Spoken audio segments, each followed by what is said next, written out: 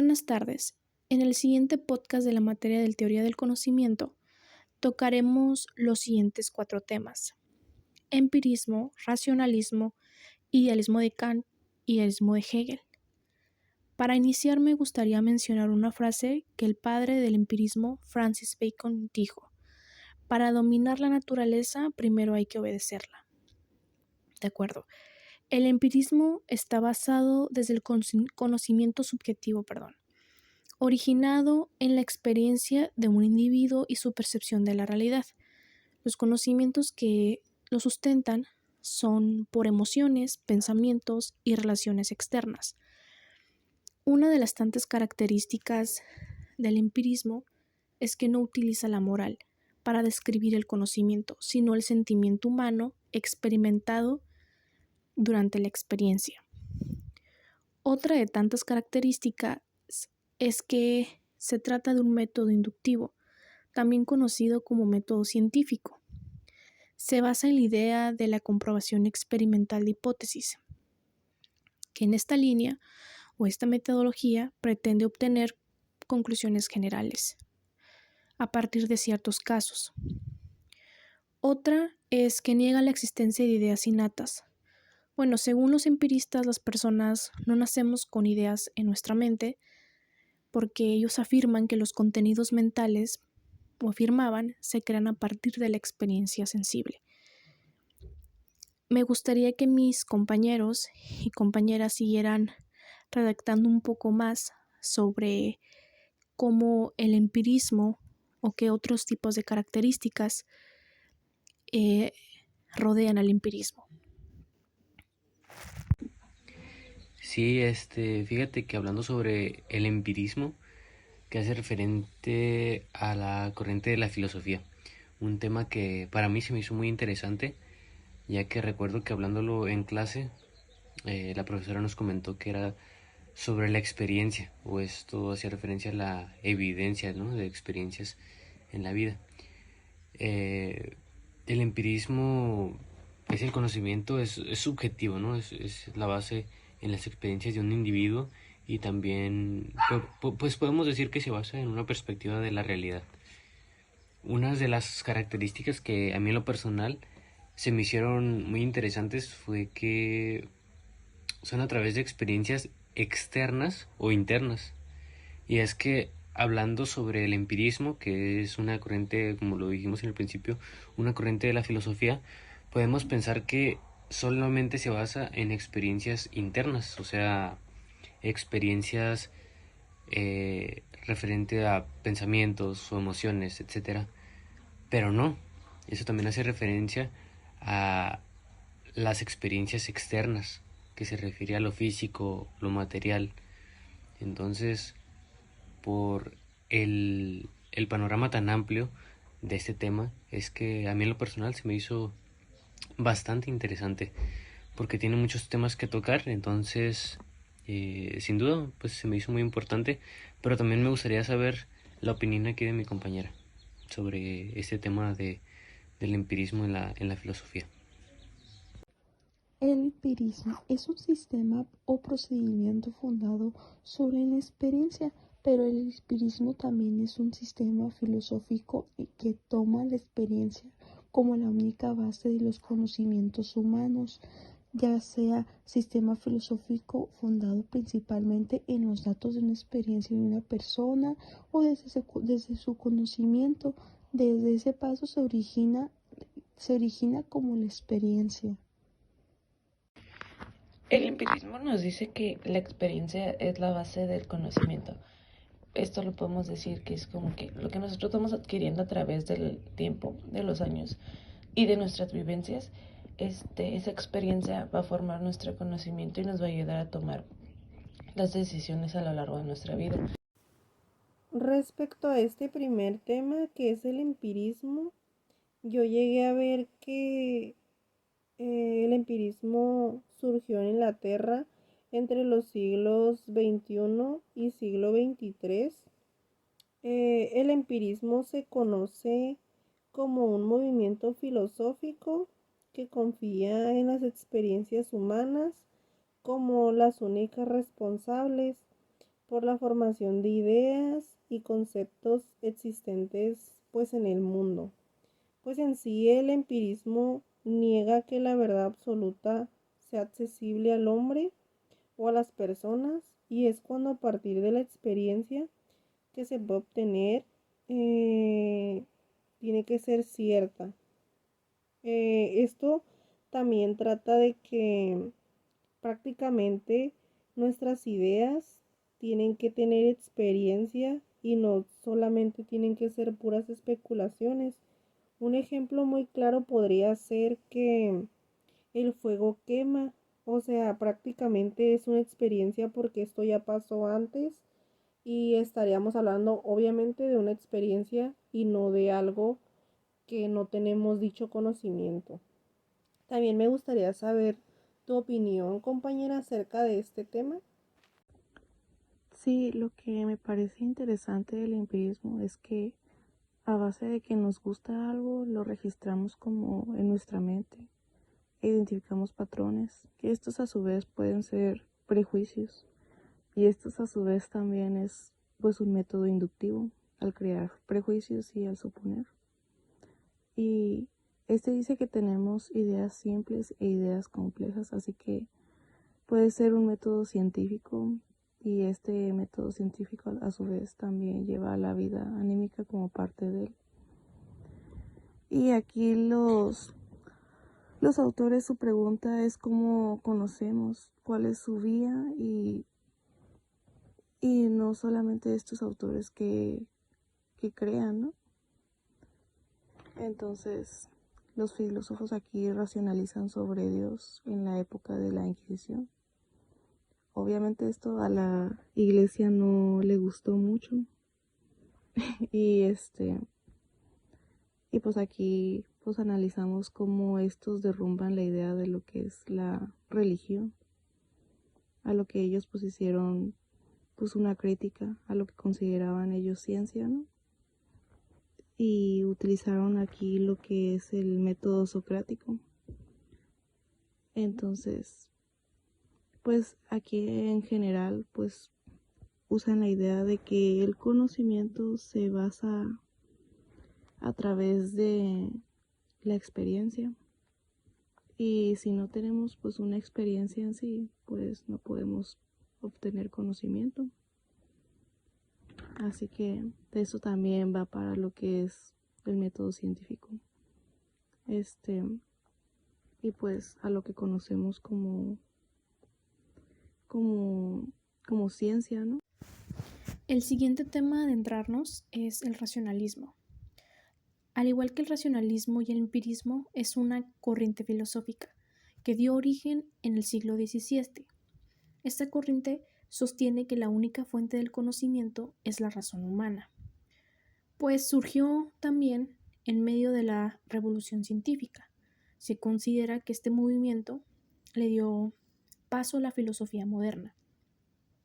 Evidentemente, esta postura se oponía al empirismo porque compartían ideas diferentes.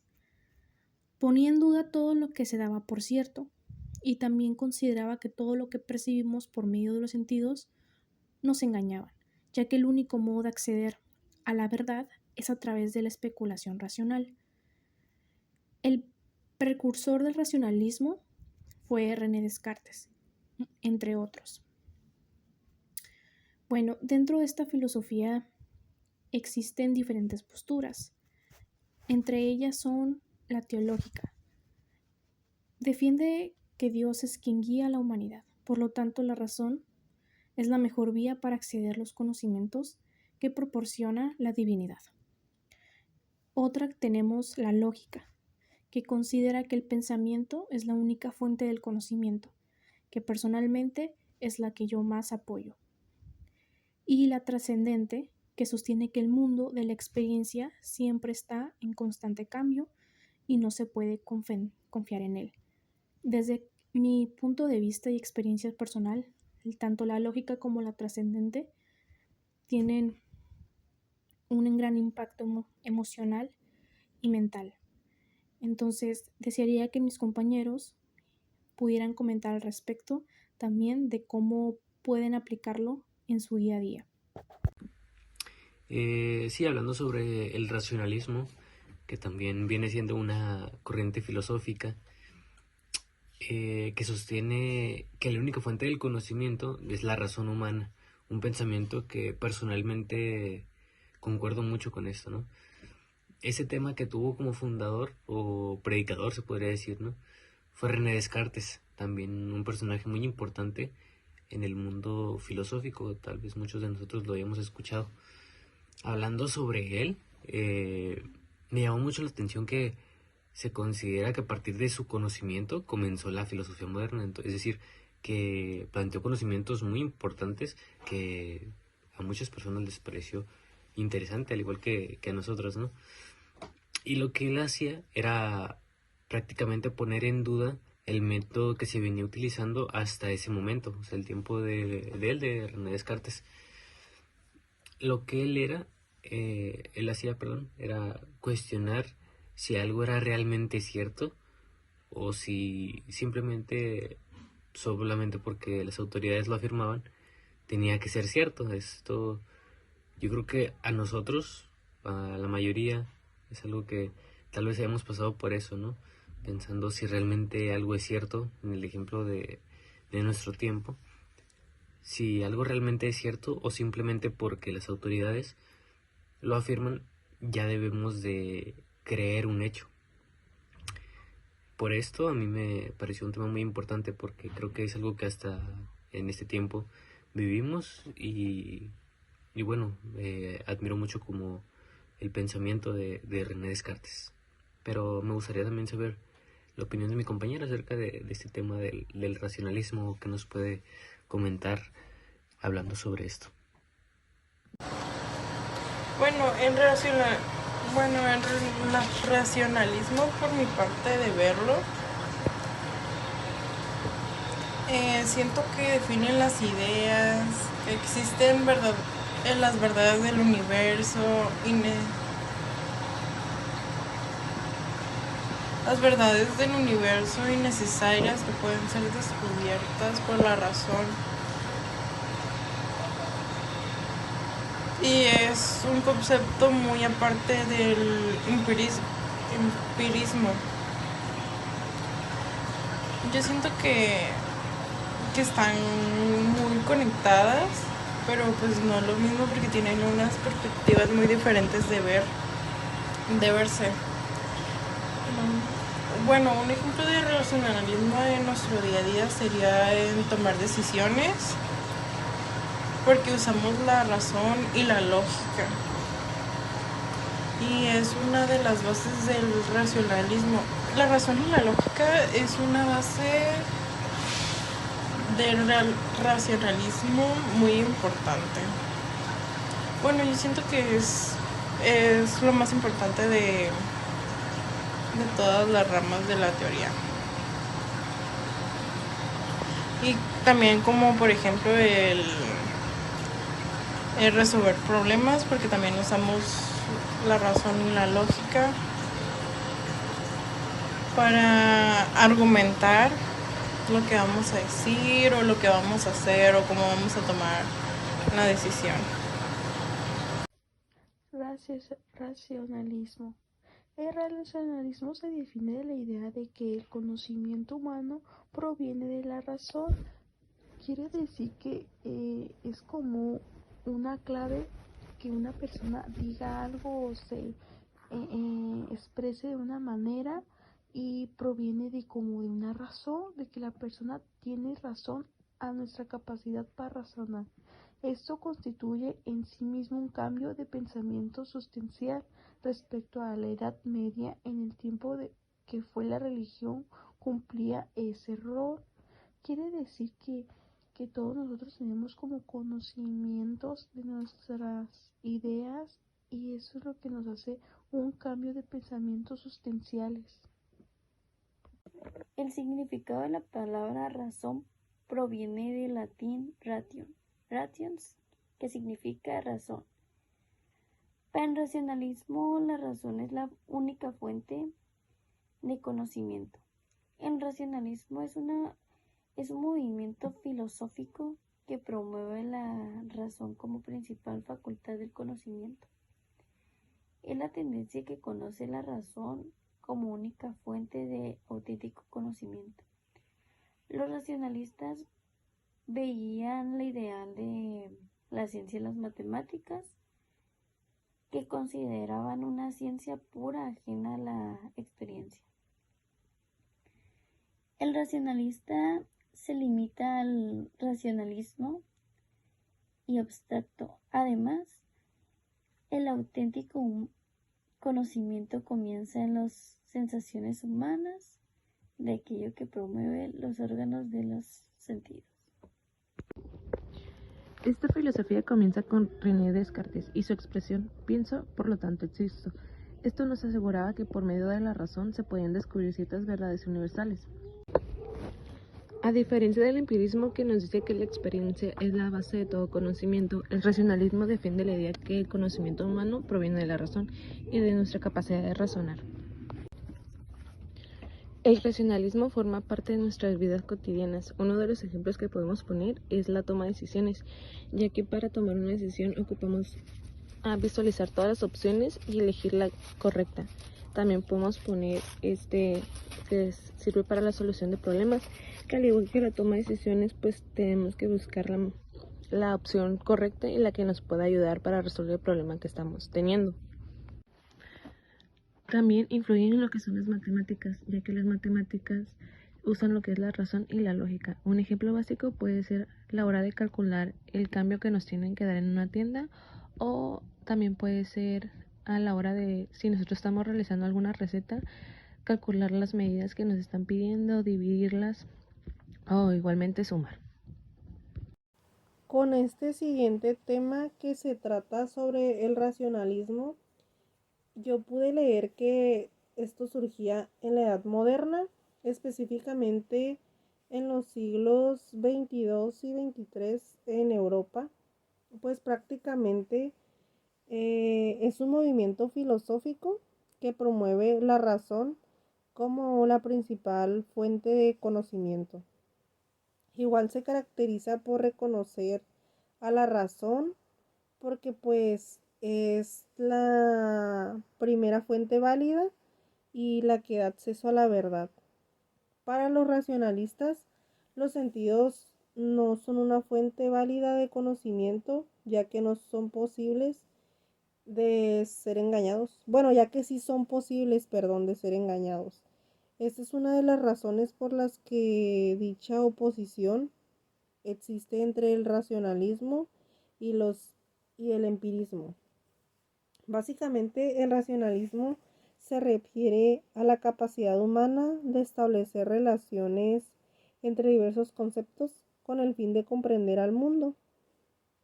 Yo creo que un ejemplo podría ser al resolver cualquier operación matemática, porque pues en dicho caso se supone que estamos utilizando el uso exclusivo de la razón para poder resolver dicho problema.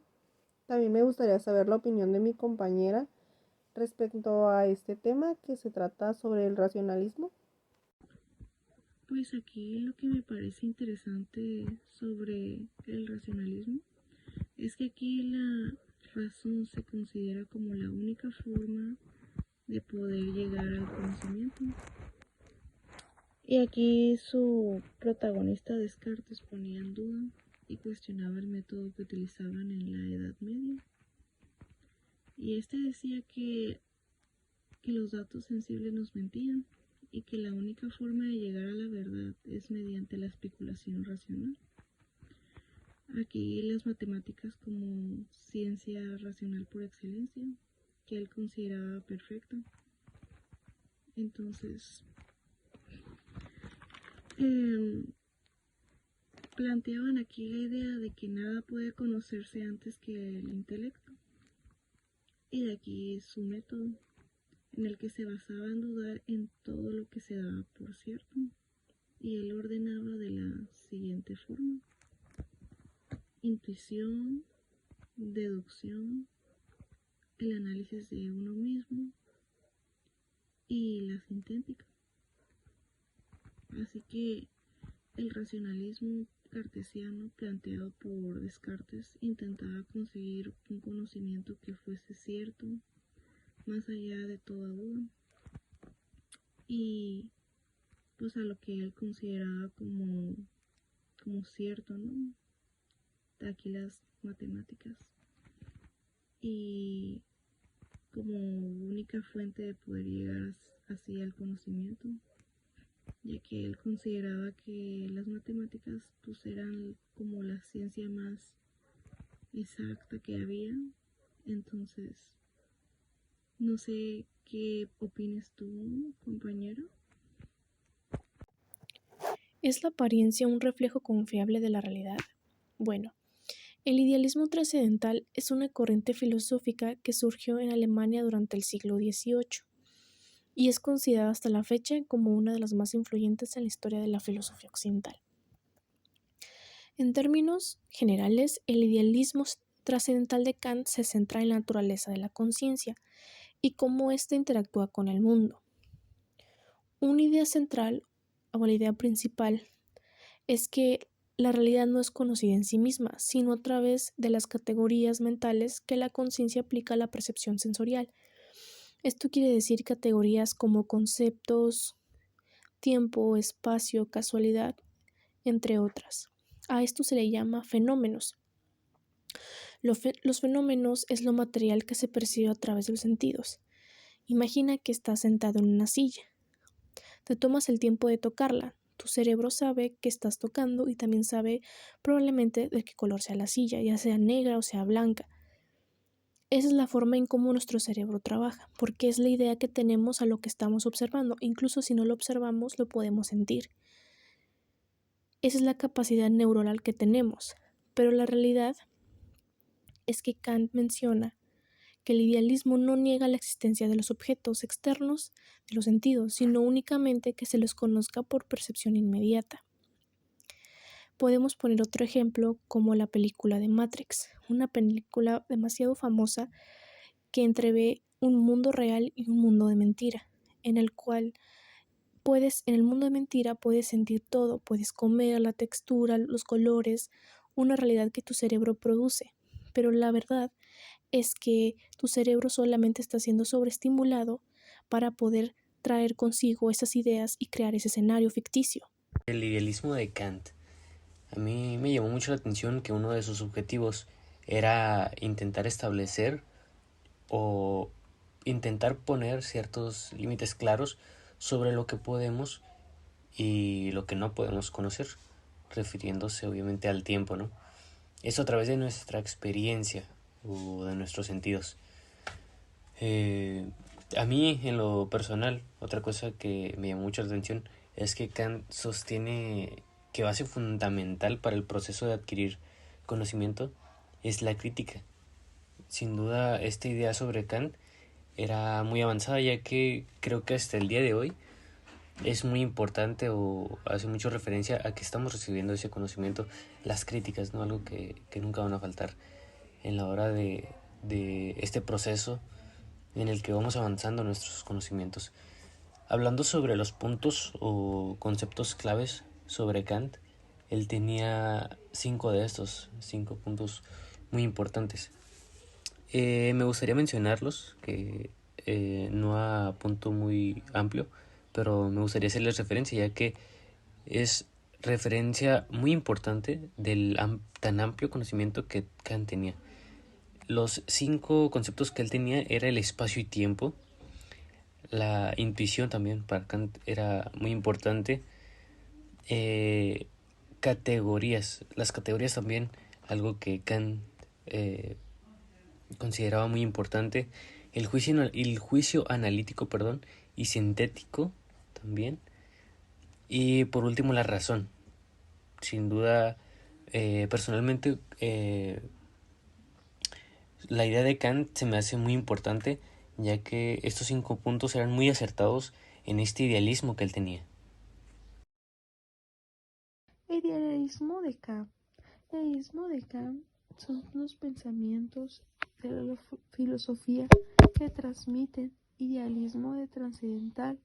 Ese sistema pretendía superar la oposición entre dos grandes líneas históricas del pensamiento filosófico que en la Edad Moderna se presentaba mucho, como el relacionalismo y el imperialismo. Todo ese tipo de cosas se miraban mucho en la Edad Moderna. La filosofía racionalista se miraba mucho, había muchas teorías, pero sobre todo, la filosofía y del idealismo de Kant era una de las cosas que más se miraban. ¿Y qué nos trata de decir y nos trata de describir con eso? En la filosofía que consideraba la idea como el principal del ser y el conocer. Bueno, lo que yo entendí y investigué y leí sobre Kant y el idealismo sostiene nuestra forma de percibir al mundo y entenderlo. Está influenciado por la manera en que nuestra mente organiza la información que recibimos a través de nuestros sentidos y según Kant, nuestra mente aporta estructuras y categorías que nos ayudan a dar un cierto sentido a lo que experimentamos y es fundamental para nuestra comprensión del mundo que nos rodea. Para entender lo que está pasando, el cambio climático,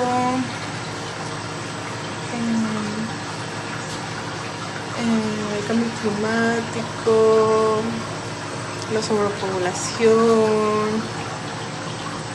Creo que es fundamental para entender lo que está pasando en el mundo, para comprender más cosas. El idealismo defiende que las ideas existen más allá de quien las piensa. Además sostiene que es la mejor forma de adquirir conocimiento.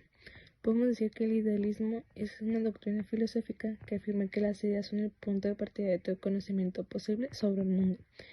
Tenemos lo que es el idealismo trascendental, que fue fundado por Kant y que sostiene que los objetos son el resultado del trabajo conjunto de la sensibilidad y la razón. En las características del idealismo trascendental tenemos que la importancia de la conciencia en la construcción de la realidad, también que influye mucho en cómo experimentamos el mundo y cómo se relaciona la filosofía de la mente y la epistemología. El idealismo es una teoría filosófica que define que las ideas existen más allá de quien las piense o quienes la piensen. Además, sostiene que es la mejor forma de adquirir conocimiento. Llamamos idealismo a toda doctrina filosófica que afirme que las ideas son el punto de partida de todo el conocimiento posible sobre el mundo. No nos adecuamos a las cosas, sino que las cosas se adecuan a las ideas que tenemos de ellos. El idealismo es una de las corrientes filosóficas más importantes que utilizamos los siglos. Muchos pensadores como Platón, Leibniz, Kant o Hegel adquieren a esta corriente. Más allá de particulares, los filósofos creen que las ideas son más verdaderas que las materias, al igual que los racionalistas. Las ideas afirman que las ideas nos permiten conocer al mundo. Sí, aquí Kant, su teoría del conocimiento se basa en sostener en sí que somos los sujetos que construimos las condiciones de posibilidad para extender el conocimiento. Y por eso era más importante saber cómo es que conocemos antes de analizar a los objetos en sí. Entonces, por ejemplo, pues su idealismo era a base de una reflexión crítica, en lo que una idea se convertía en algo material. Entonces, Por ejemplo, pues a partir de vivencias o experiencias se construían ideas y de esas ideas se construían conocimiento. Así que pues las ideas venían antes, tenían un antes y tenían un después. En sí, las cosas siempre habían estado ahí. Entonces, por ejemplo, puedo decir un ejemplo como que la vida me puede pasar por enfrente, pero cuando me enfoco, eso es como a priori. Y le ponemos un nombre y esto se hacen como deducciones innatas. En sí es como cuando nosotros enfocamos. Entonces, eso es lo que Kant quiso descartar como a Sócrates, ¿no? Y pues de ahí que nosotros seamos los objetos como para analizar lo que es en sí, de dónde provienen esas ideas. Entonces, no sé qué opinas tú, compañero. Al hablar del tema de idealismo de Kant, pues esto surgió con la obra de Immanuel Kant en los años 1780 y 1790 también. Según Kant, realiza una investigación sobre la estructura de la razón y de sus facultades para establecer límites y todo eso que podemos conocer. El idealismo, según Immanuel Kant, es muy riguroso, ya que se basa en la posibilidad de demostrar que nuestra experiencia interna no es posible sola, porque también tenemos que demostrar todo lo externo. Es un tema que defiende todas las ideas que existen más allá de quien las piense. Además de que él sostiene que es la mejor forma para uno para poder adquirir conocimiento. Igual Kant construye su idealismo sobre la base de su doctrina de la idealidad trascendental del espacio y del tiempo. Compañera, ¿tú qué opinas acerca de este tema? El último tema a abordar es el idealismo de Hegel. En la historia de la filosofía, Hegel se erige como el máximo representante del idealismo más radical y absoluto. ¿Por qué? Porque su idea fue elaborar un sistema filosófico que pudiera abarcar las ideas de sus predecesores y crear un marco conceptual bajo cuyos términos tanto el pasado como el futuro pudieran ser entendidos desde presupuestos teóricos y racionales. Estaba presentado en tres fases: la lógica, que representaba el espíritu subjetivo; filosofía de la naturaleza, que representaba el espíritu objetivo; y la filosofía del espíritu, que representaba el espíritu de lo absoluto. Lo absoluto es toda la existencia, en general. La esencia de lo absoluto es la transformación y subsiste a través del cambio, el cual para Hegel se originaba mediante un método ordenado en el que la casualidad no tiene cabida, y todo lo que ocurre era necesario y fundamental para el alma y para la esencia del ser humano. Ocurre porque tiene que ocurrir, ese era su lema. Por ejemplo, todos los hechos históricos, las tragedias, incluidas todo, incluso la muerte, tiene que ocurrir, y es como lo debemos de afrontar y aceptar. A diferencia de Kant, que creía que solo se podía conocer el fenómeno y no el noumeno, Hegel creía que sí se podía a través de la razón, pues era lo que él apelaba. Para Hegel, la razón rige el mundo y por lo tanto, la historia ha transcurrido racionalmente de esa manera. Es a la vez de ser un idealista, también era un espiritualista, porque consideraba que tanto la idea como el espíritu son la esencia de la realidad. Sí, George Hegel, sin duda un idealista muy importante en esta historia de la filosofía, como podemos apreciar. Él forjó tres leyes importantes, principales, ¿no? Que fueron las principales que él forjó. Esas leyes creo que es importante que las repasemos o hablemos un poco sobre ellas, ¿no? Bueno, en mi punto personal me pareció muy importante y me gustaría hablar sobre ellas. Que la primera es la ley de la unidad y lucha de los contrarios. Esa fue su primer ley, haciendo referencia a la fuerza opuesta y la lucha que ocurre entre sí, ¿no? En las fuerzas. La segunda fue la conversión de la cantidad en la cualidad. Esa fue su segunda ley, que asimismo refiriéndose a los cambios en la cantidad de materia que cambia la cualidad de las cosas. Por ejemplo, la tecnología. Cambian los celulares y el modelo sigue aumentando, sigue mejorando, pero sigue siendo un celular a fin de cuentas, ¿no? Entonces, sin duda, una ley también muy importante, la tercera ley fue la ley de la negación, sin duda la ley más fácil de descifrar.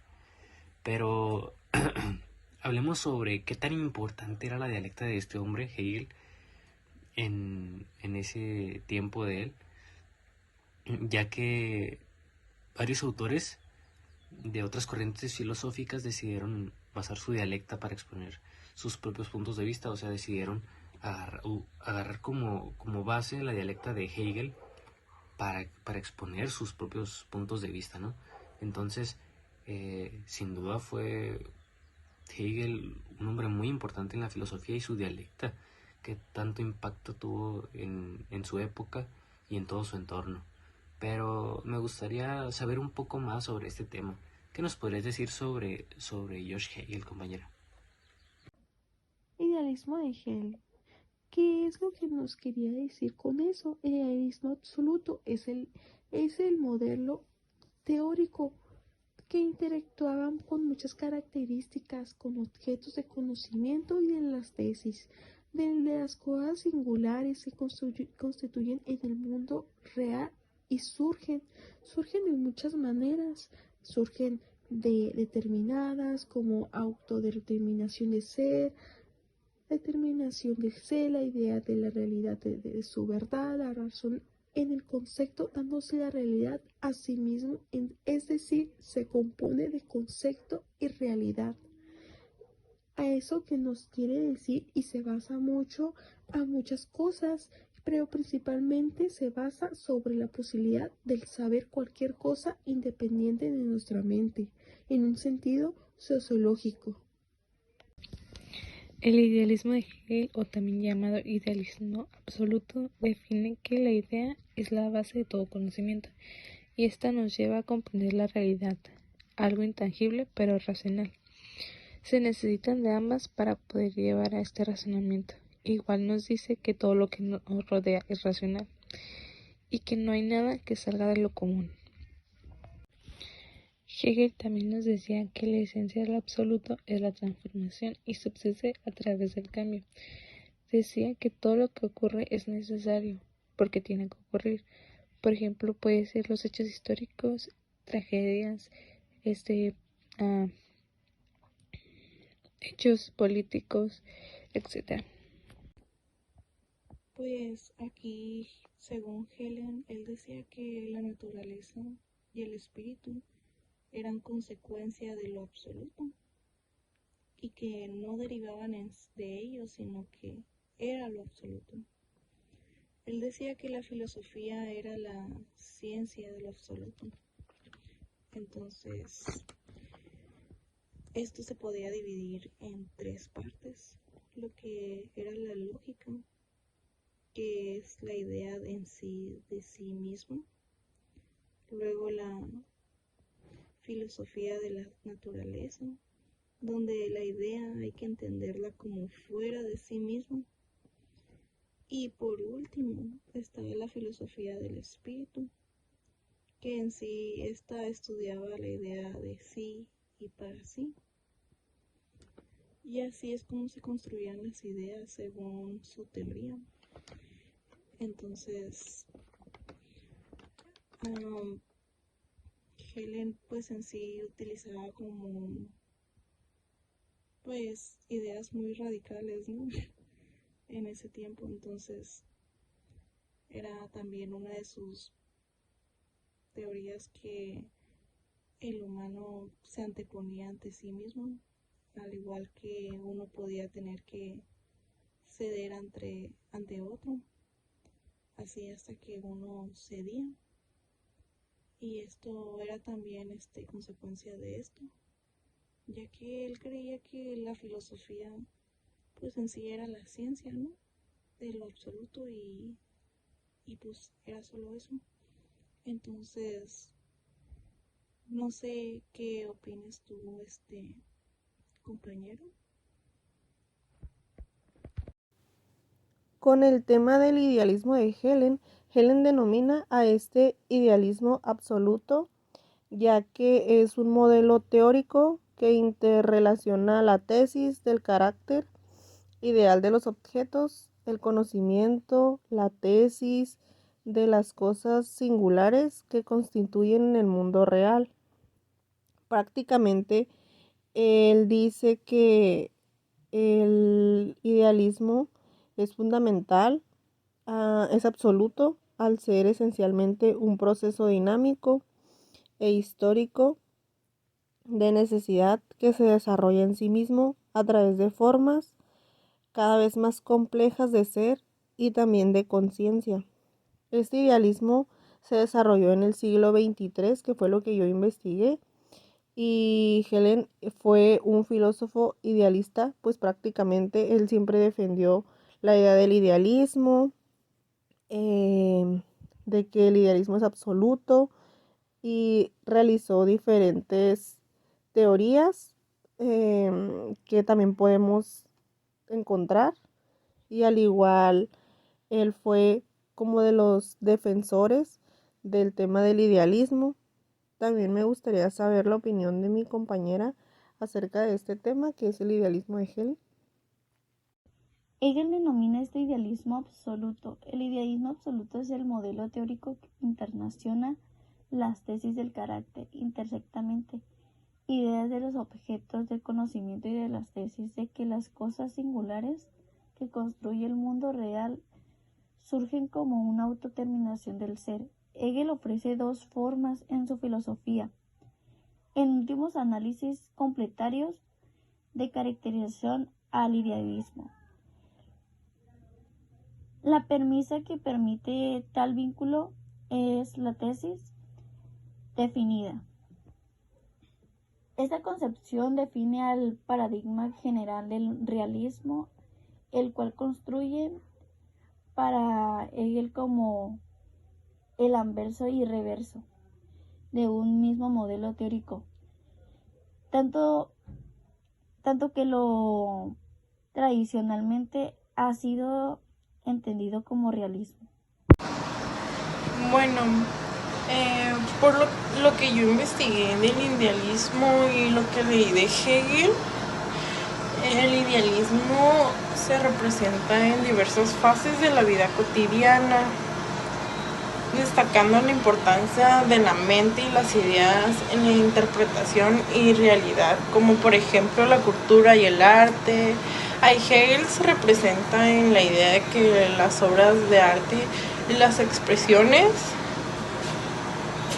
culturales de las ideas y conceptos en que se refleja la evolución de nosotros como seres humanos, y también en la educación, porque va evolucionando, se va ampliando, se adquieren nuevos conocimientos, ya sea científicos, matemáticos, médicos, y ahí el idealismo yo siento que nos ayuda a crecer como seres humanos y a crecer nuestro conocimiento con el día a día, porque pues todas estas ramas están conectadas de una cierta manera.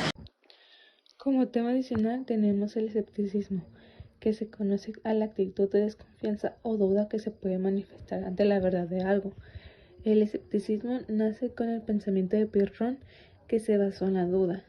El escepticismo nos hace dudar de todas las cosas que conocemos, los hechos, los fenómenos, y que afirman que la verdad no existe, y de existir el hombre no sería capaz de conocerla. Podemos decir que el escepticismo está presente en nuestras vidas cotidianas, ya que en ciertas circunstancias dudamos de las cosas que nos dicen nuestros amigos, conocidos, y es ahí cuando dudamos de que sí lo que nos están diciendo es verdad. Entonces, esta rama de filosofía sí se puede aplicar en la vida. El escepticismo, un tema sin duda importante, ¿no? Interesante. Hablando sobre el escepticismo, o puede que exista una persona escepticista, haciendo referencia a esto, que viene siendo una corriente, ¿no? Que niega que exista la verdad objetiva, dudando así de lo que le rodea. Y es que unas características justamente que investigué sobre el escepticismo es que siempre va a existir la duda sobre las circunstancias, sobre las situaciones, va a haber siempre una duda. Entonces, esa es una de las principales características del escepticismo. También otra que es la principal felicidad del hombre, que es la paz y la tranquilidad. Esa también me pareció muy importante porque por lo regular ese tipo de personas evade situaciones que puedan menear su tranquilidad. Por ejemplo, en el caso de dos personas que discuten sobre si algo es verdad o no, la tercera persona, si es escepticista, por lo regular no se introduce en esa conversación porque sabe que puede molestar su tranquilidad. Esa es una persona escepticista, ¿no? Hablando sobre este tema que provoca que la desconfianza de la existencia de una verdad objetiva, es decir, como desconfían si existe una verdad objetiva. Se podría decir que es lo contrario del dogmatismo, ya que en el dogmatismo pues existe, más bien no existe la menor duda de que lo que dice es verdad, pero en el escepticismo existe una gran duda de esta verdad subjetiva, ¿no? Entonces, un tema que creo que es muy importante, ya que hasta el día de hoy es un tema que podemos ver, ¿no? Entonces me pareció muy interesante este tema, pero me gustaría también saber tu opinión, compañera. ¿Qué nos podrías aportar o platicar sobre este tema del escepticismo? El escepticismo es un sentido amplio, es en generalmente cualquier actitud de duda hacia el conocimiento de algo, hacia esto, hechos, opiniones y creencias. Son las opiniones de cada persona, las creencias, los pensamientos, todo ese tipo de cosas que una persona puede transmitir y sentir. A lo que podríamos también coincidir y decir en forma filosófica que expresa la duda en la posibilidad de lograr la verdad objetiva. Ante cada cosa son admisibles dos opciones que se incluyen mutuamente: la afirmación y la negación de cada persona. Pueden hablar, tener comunicación entre ambas y pensar y dar sus opiniones. También es como algo que puede existir y que en caso de que no exista, el ser humano es incapaz de conocerla. Por eso a veces nosotros como seres humanos y como personas que a veces interactuamos, a veces nos expresamos de diferentes cosas, aceptamos la duda y todo lo que nos dicen.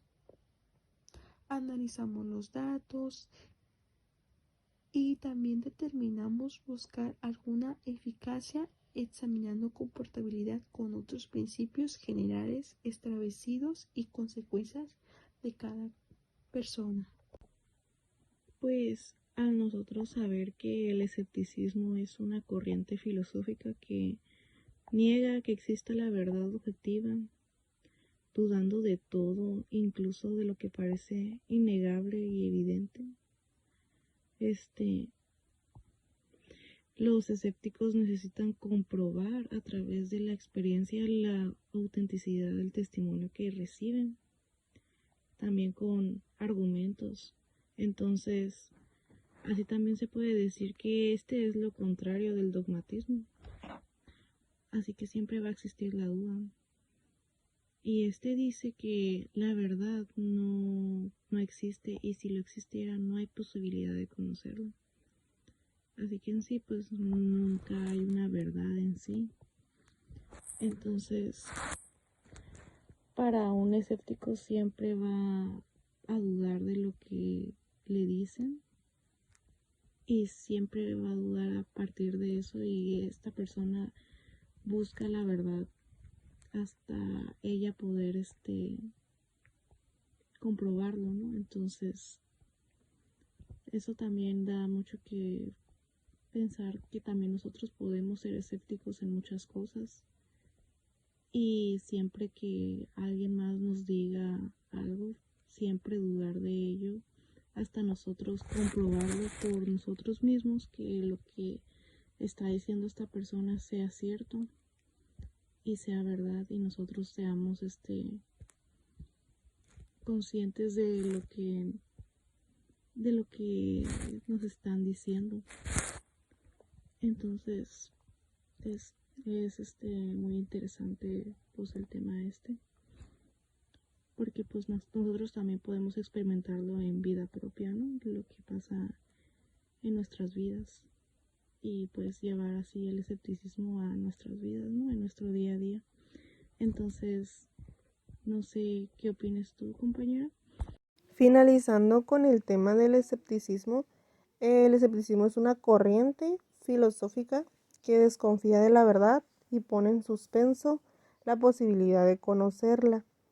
Llegué a ver que existen dos fundadores, que son Pirrón y Timón, que son los que defienden y mantuvieron su función central a lo largo de toda la historia.